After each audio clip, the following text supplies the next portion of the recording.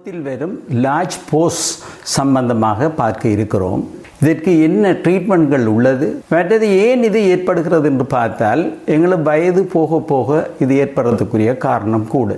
எங்களது தோலில் காணப்படும் 2 வகையான புரோட்டீன்ஸ் காணப்படும். ஒன்று நாங்கள் சொல்லுவோம் இலாஸ்டின், அடுத்தது சொல்லுவோம் கொலாஜன். இது வயது போகும்போது இது குறைஞ்சு கொண்டு போகும். இந்த இலாஸ்டிசிட்டி குறைஞ்ச உடனே போஸ் பெரிதாகி கொண்டு போகிறதுக்கு காரணமாகும். சிலருக்கு ஜெனட்டிக்கலியே பாரம்பரியமாகவே வரதுக்குரிய காரணம் ஏற்படும். சிலருடைய தோல் எண்ணெய்த்தன்மையானதாக இருக்கு, நிறைய எண்ணெய்த்தன்மையாக அவங்களோட முகங்கள் காணப்படும், அவர்களுக்கும் இது காணப்படும்.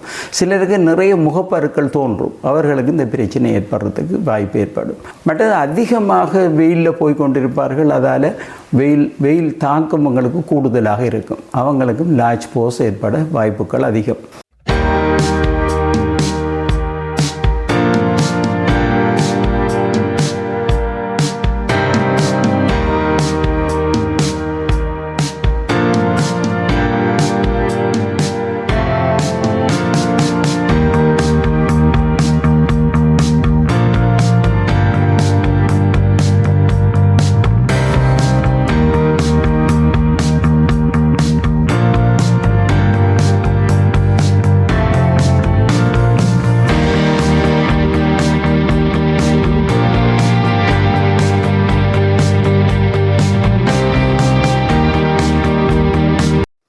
இதை பார்ப்போம். இதுக்கு என்னென்ன வகையான ட்ரீட்மெண்ட்கள் இருக்குன்னு பார்த்தீங்கன்னா, இதுக்கு மிகவும் எஃபெக்டிவாக எங்கள்கிட்ட வர இந்த பேஷண்ட்ஸ்களுக்கு நாங்கள் செய்கிறது உண்டு.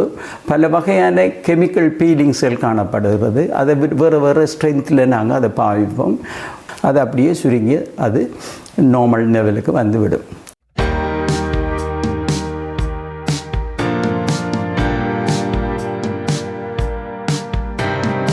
மற்றது மைக்ரோ நீட்லிங் ஒரு ட்ரீட்மெண்ட் ஒன்று இருக்குது. அந்த மைக்ரோ நீட்லிங்களை பாய்ச்ச உடனே இந்த தோலுக்கு அடியில் இருக்கிற கொலாஜன், இலாஸ்டின் அந்த ஃபைபர்ஸ் கொஞ்சம் ஸ்டிமுலேட் பண்ணப்பட்டு அது கூடுதலாக வளர்ச்சி அடையும்.